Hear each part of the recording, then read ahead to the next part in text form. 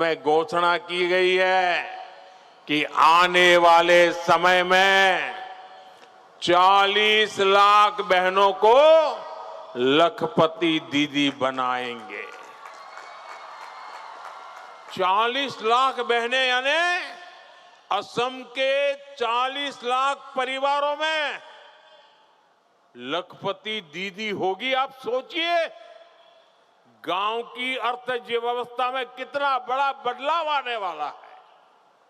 इतना ही नहीं, असम बीजेपी ने अरुणोदय स्कीम का दायरा बढ़ाने की भी घोषणा की है। इससे लाखों बहनों को बहुत फायदा होगा। केंद्र सरकार की मुद्रा योजना से भी बहुत बड़ी संख्या में बहनों को बैंकों से सस्ते और आसान लोन मिल रहे हैं। इससे बहनें आसानी से अपना कोई स्वरोजगार कर रही है। साथियों, हमारी सरकार महिलाओं को अपने घर की मालकिन बना रही है। गरीबों को जो पक्के घर मिल रहे हैं उसमें भी काफी सारी रजिस्ट्रियां घर की महिला सदस्य के नाम की जा रही है। अभी तक असम में 22 लाख परिवारों को पक्के घर मिल चुके हैं। ये आंकड़ा आपको याद रहेगा? जरा बताइए ना, याद रहेगा? मैं दोबारा बताता हूं। 22 लाख परिवारों को पक्के घर मिले हैं। कितने? जरा जोर से बोलिए, कितने? कितने? 22 लाख परिवार, सोचिए। और असम बीजेपी आने वाले समय में 15 लाख और गरीब परिवारों के घर का सपना पूरा करने जा रही है। आप मेरा एक काम करेंगे? जरा हाथ ऊपर करके बताइए, मेरा एक काम करेंगे? पक्का करेंगे? देखिए, आप इस चुनाव प्रचार में जब जाएंगे, बूथ में जाएंगे और किसी का घर कच्चा है, कोई अगर झोपड़ी में रहता है, कोई फुटपाथ पे रहता है, तो उसको जाकर के बताना कि मोदी जी ने वादा किया है कि आपका घर भी पक्का बन के रहेगा। मेरे लिए आप ही मोदी हैं। आप घर घर जाके मेरी तरफ से बताएंगे, जो भी गरीब है उनको वादा करके आ जाइए। आप जो वादा करके आएंगे मैं पूरा कर दूंगा।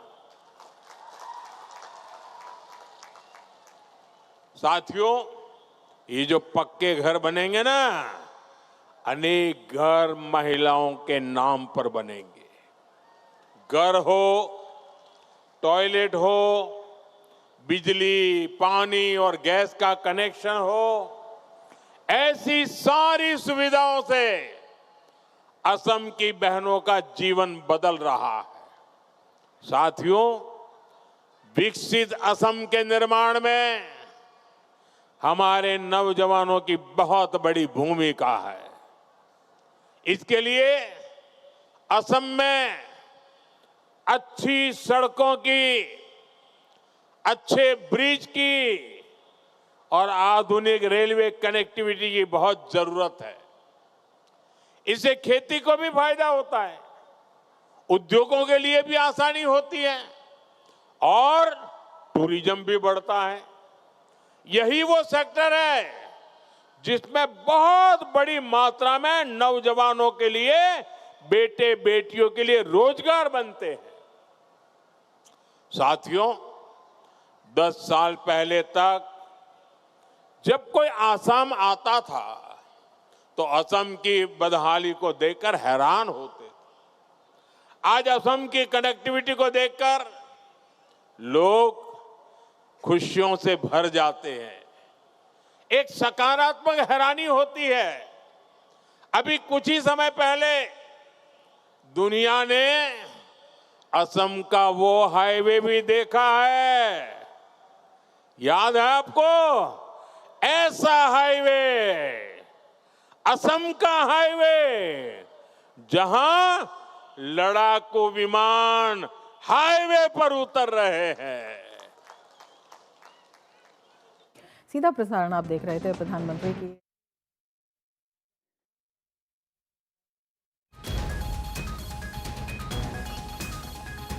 सुन रहे थे, लाखों बहनों को फायदा होगा, महिलाएं घर की मालकिन बन रही हैं। पहले से कितनी ज्यादा सशक्त महिलाएं हो रही हैं, इस बात का जिक्र करते हुए प्रधानमंत्री नरेंद्र मोदी, और उन्होंने बड़ा स्टेटमेंट यहां पर दिया है। 22 लाख परिवारों को पक्के घर मिले हैं। धुआंधार प्रचार यहां पर लगातार चल रहा है और पीएम यहां पर कह रहे हैं कि 40 लाख लोगों को लखपति दीदी बनाएंगे, लाखों बहनों को फायदा होगा। इन तमाम बातों का जिक्र करते हुए प्रधानमंत्री नरेंद्र मोदी इस वक्त बेहाली में चुनावी सभा कर रहे हैं। केंद्र सरकार ने ब्रह्मपुत्र के नीचे अंडर टनल बनाने के निर्णय को स्वीकृत कर लिया है और इस पर करीब 18,500 करोड़ रुपया खर्च किए जाएंगे। ये 18,500 करोड़ रुपया टनल तो बनेगी, लेकिन ये रुपया असम में लगने वाला है, यहां के लोगों का फायदा होने वाला है। साथियों, इस अंडर वाटर टनल के बनने से नुमालीगढ़ और गोहरपुर के बीच की दूरी बहुत कम हो जाएगी। इससे असम की बाकी नॉर्थ ईस्ट से कनेक्टिविटी और बेहतर होगी। जब ये बनेगी तब तो फायदा होगा ही, लेकिन निर्माण के समय भी इससे अनेक रोजगार भी मिलने वाले हैं। साथियों, बीजेपी असम की एक और बड़ी परेशानी को दूर करने के लिए ईमानदारी से प्रयास कर रही है। ये परेशानी बाढ़ की है, भूमि कटाव की है। अभी इसके लिए सैकड़ों करोड़ रुपए के प्रोजेक्ट पर काम चल रहा है। असम बीजेपी ने घोषणा की है कि बाढ़ और भूमि कटाव से बचाव के लिए 18,000 करोड़ रुपए और खर्च किए जाएंगे। ये बहुत बड़ा काम होने जा रहा है।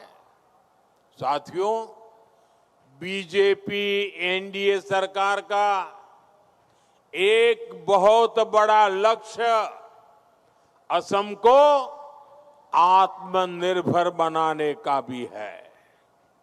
ये काम दशकों पहले शुरू होना चाहिए था, लेकिन कांग्रेस ने असम के सामर्थ्य के साथ न्याय नहीं किया।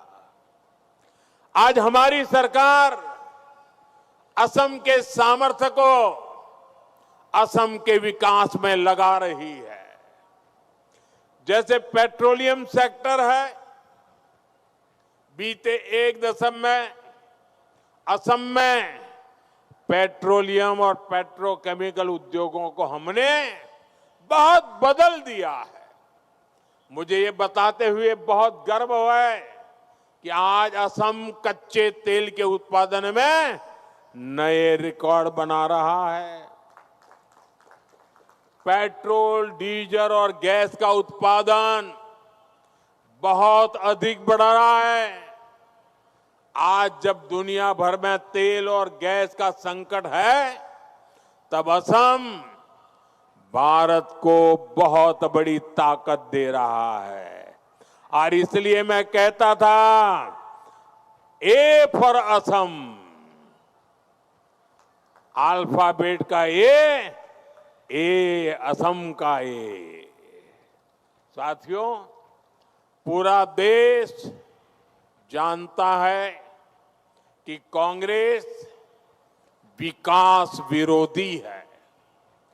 कांग्रेस आजाद भारत में भ्रष्टाचार की जननी है, लेकिन असम में तो कांग्रेस ने ऐसे ऐसे पाप किए हैं जो सिर्फ आप जानते हैं, असम की जनता जानती है। कांग्रेस ने असम की आत्मा, असम की शान, पहचान और सुरक्षा से खिलवाड़ किया है। साथियों, आजादी के बाद से ही कांग्रेस ने सत्ता के लिए असमिया पहचान को दांव पर लगाया है। कांग्रेस ने असम के हितों से हमेशा समझौता ही किया है। कांग्रेस का सबसे बड़ा पाप घुसपैठियों को मुख्य धारा में शामिल करने का रहा है। अपनी सत्ता को बचाए रखने के लिए कांग्रेस ने यहां ये अवैध कब्जे होने दिए। बाहर से लोग आते थे और जहां मर्जी बस्ती बसा लेते थे। देखते ही देखते असम की लाखों बीघा जमीन अवैध कब्जे के तहत चली गई। साथियों, यहां जो हमारे सत्र है, नामघर है, ये हमारी आस्था के स्थान है, लेकिन कांग्रेस ने असम के अलग अलग जिलों में सत्र की हजारों बीघा भूमि पर अवैध कब्जे होने दिए। वोट बैंक को बचाने के लिए अवैध कब्जे होने दिए। जहां कीर्तन, बोरगीत और भागवत से समाज का जुड़ाव होता, वहां कांग्रेस ने घुसपैठियों को बसा दिया। आज बीजेपी सरकार अवैध कब्जों के खिलाफ एक्शन ले रही है। बीते सालों में सत्र से जुड़ी ऐसी हजारों बीघा जमीन से अवैध कब्जे हटाए हैं। साथियों, कांग्रेस की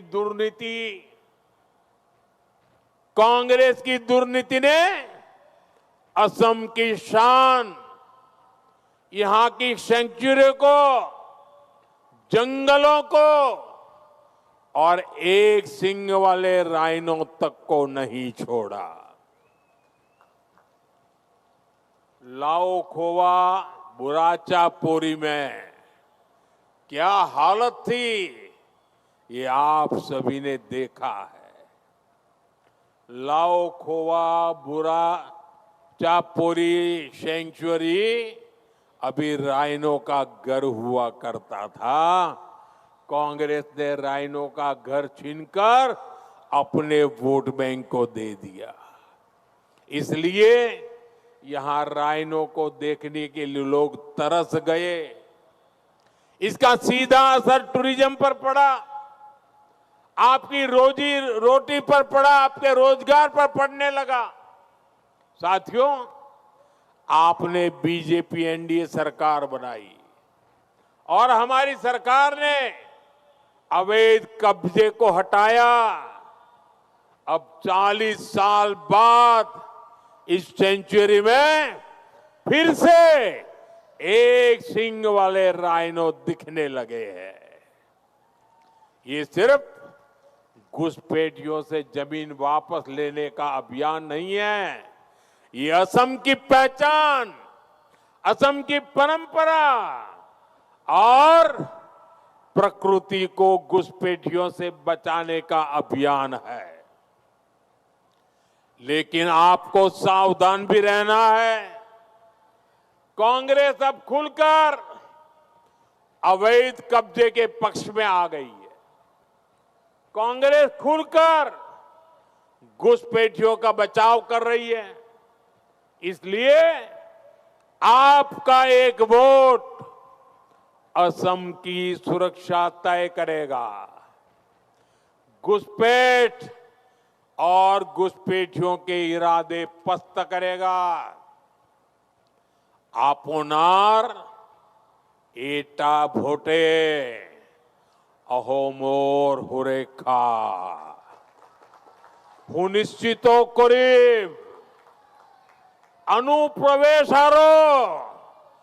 অনুপ্রবেশকারীর উদ্দেশ্য विफल करिब।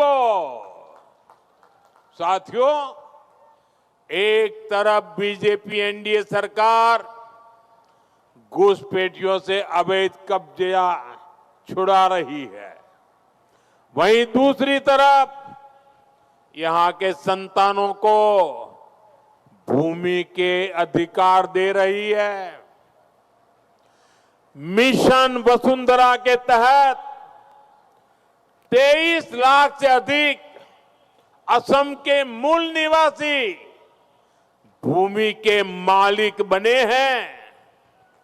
ये जनजातीय समाज के लिए, एससी कम्युनिटी के परिवारों के लिए बहुत बड़ा सुरक्षा कवच बन रहा है और यही सच्चा सामाजिक न्याय है।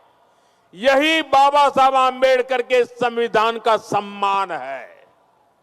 असम बीजेपी ने घोषणा की है कि हर जरूरतमंद आदिवासी और मूल निवासी परिवार को जमीन का मालिकाना अधिकार दिया जाएगा। साथियों, विश्वनाथ की पहचान तो चाय बागानों से है, टी गार्डन से है। यहां का मनोबारी चाय बागान हमारी शान है और इस चाय वाले का मोह चाय के बागानों से नहीं होगा तो भला किसका होगा। और आज मेरे लिए खुशी की बात है कि चुनाव घोषित होने के बाद मैं आज पहली बार आया, तो मैंने चुनाव प्रचार का अभियान कहां से शुरू किया। मैं आज सुबह सुबह चाय बागान चले गया। चाय बागान में काम करने वाली माताओं बहनों के आशीर्वाद लिए। चाय बागान में काम करने वाली माताओं बहनों के आशीर्वाद लेने के बाद मैं असम में चुनाव के लिए वोट मांगने के लिए निकला हूं और मुझे पक्का विश्वास है चाय बागान की माताओं बहनों का आशीर्वाद कभी भी बेकार नहीं जाता है। यहां लगभग 200 सालों का परिश्रम है, पूरी परंपरा है, लेकिन आपको कांग्रेस के पाप नहीं भूलने हैं। कांग्रेस ने 60 सालों में चाय समुदाय को, चाय बागानों में काम करने वालों को छोटी छोटी चीजों के लिए तरसाए रखा। कांग्रेस की सरकार को कभी याद ही नहीं आया कि टी गार्डन में काम करने वालों को भी भूमि का अधिकार चाहिए। साथियों, बीजेपी एनडीए सरकार ने चाय बागान में काम करने वाले लाखों परिवारों को भूमि के पट्टे देने का काम शुरू कर दिया। भूमि पर अधिकार देना शुरू किया है और मेरा सौभाग्य है कि कुछ समय पहले गुवाहाटी में मुझे भी ऐसे अनेक चाय बागान के परिवारों को जमीन के दस्तावेज सौंपने का अवसर मिला। अब टी गार्डन के लाखों परिवारों को पक्के घर, टॉयलेट, गैस सिलेंडर, नल से जल, बिजली, ऐसी अनेक सुविधाएं मिलना और भी आसान हो जाएगा। असम बीजेपी ने अपने संकल्प पत्र में टी गार्डन में काम करने वाले साथियों की मजदूरी बढ़ाने की भी घोषणा की है। साथियों, जिनको किसी ने नहीं पूछा, मोदी उनको पूजता है। डबल इंजन सरकार की जितनी भी कल्याणकारी योजना है, उनका सबसे अधिक लाभ गरीबों को मिल रहा है। लाखों परिवारों को फ्री अनाज मिल रहा है, फ्री इलाज मिल रहा है। कांग्रेस के राज में बच्चों की स्कॉलरशिप तक में घोटाले ही घोटाले हुआ करते थे। आज एससी एसटी परिवारों के बच्चे की पढ़ाई के लिए उनके बैंक खाते में सीधे पैसे जमा किया जाता है, बीच में कोई कट कमीशन नहीं हो सकता। बीजेपी तुष्टीकरण नहीं, सबका साथ, सबका विकास करती है। इसलिए बीजेपी एनडीए को विजयी बनाना है। बीजेपी तुष्टीकरण न होय, हकोलोरे लोग होई हकोलोर उन्नति हाधोन करे। सेई कारणे बीजेपी एनडीए का जय कोरबा लागे।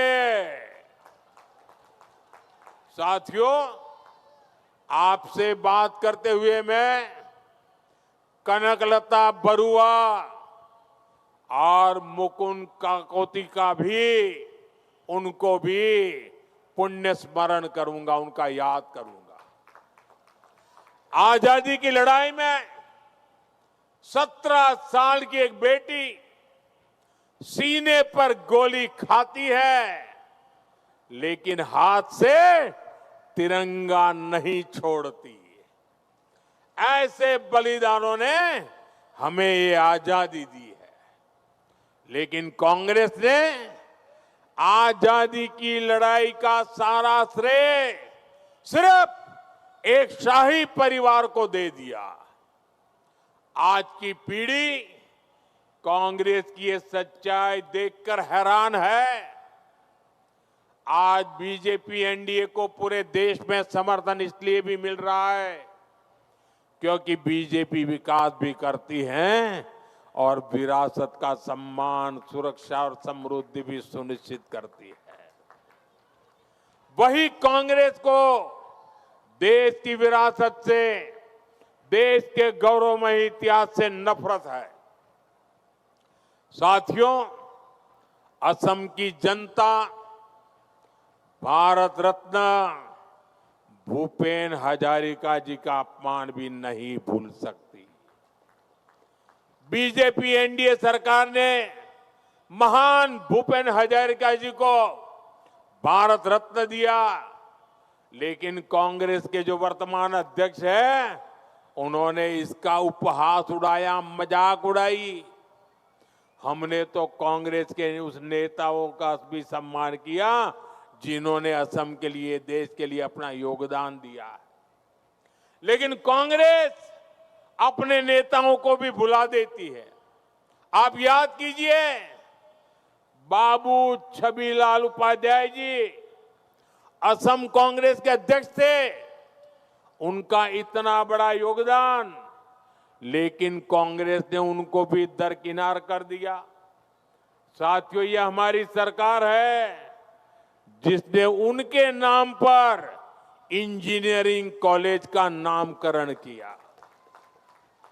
गुवाहाटी और सोनितपुर में उनकी प्रतिमा लगाई ताकि उनका योगदान भावी पीढ़ी जान सके। साथियों, बीते 10-11 वर्षों में बीजेपी एनडीए सरकार ने असम के, नॉर्थ ईस्ट के अनेक लोगों को पद्म पुरस्कार से सम्मानित किया। ये हमारी सरकार ही है जिसने श्रीमंत शंकरदेव जी की जन्मभूमि बतौद्रवा थान का विकास किया। ये बीजेपी सरकार ही है जिसने असमिया भाषा को शास्त्रीय भाषा का दर्जा दिया है। इसलिए आपका वोट विकास और विरासत दोनों के नाम पर पड़ना चाहिए। आपना लोकोर भोट विकास आरो हंसकृति देव तारे नाओ पराटो उचित। साथियों, बीजेपी एनडीए ने अपने बहुत परिश्रमी काम करने वाले अपने कार्यकर्ताओं को उम्मीदवार बनाया है। ये सारे परिश्रमी कार्यकर्ता हैं। इन सभी को भारी मतों से विजयी बनाना है। आप सभी को याद रखना है, बूथ जीतेंगे तो चुनाव जीतेंगे। मेरे साथ बोलेंगे, मैं कहूंगा बूथ जीतेंगे तो आपको बोलना है चुनाव जीतेंगे। बूथ जीतेंगे, बूथ जीतेंगे, बूथ जीतेंगे। बूथ जिंकले निर्वाचन जिंकीम। बूथ जिंकले, बूथ जिंकले, बूथ जिंकले, बूथ जिंकले निर्वाचन जिंकीम। आपको मेरा एक और काम करना है। आप जिससे भी मिले, अभी मतदान 9 तारीख को होने वाला है। आप गांव-गांव जाएंगे, घर-घर जाएंगे। आप जिसको भी मिलेंगे, मेरा एक काम करेंगे, जरा हाथ ऊपर करके बताएंगे मेरा काम करेंगे। सबके सब लोग करेंगे। आप जब भी जिसको मिले तो उनको कहिएगा कि मोदी जी ने बोहाग बिहू की शुभकामनाएं दी है। मेरी शुभकामनाएं पहुंचा देंगे, हर किसी को पहुंचा देंगे। आपका बहुत बहुत धन्यवाद। मेरे साथ बोलिए भारत माता की, भारत माता की, भारत माता की। वंदे वंदे वंदे वंदे वंदे वंदे वंदे वंदे वंदे वंदे वंदे वंदे वंदे वंदे।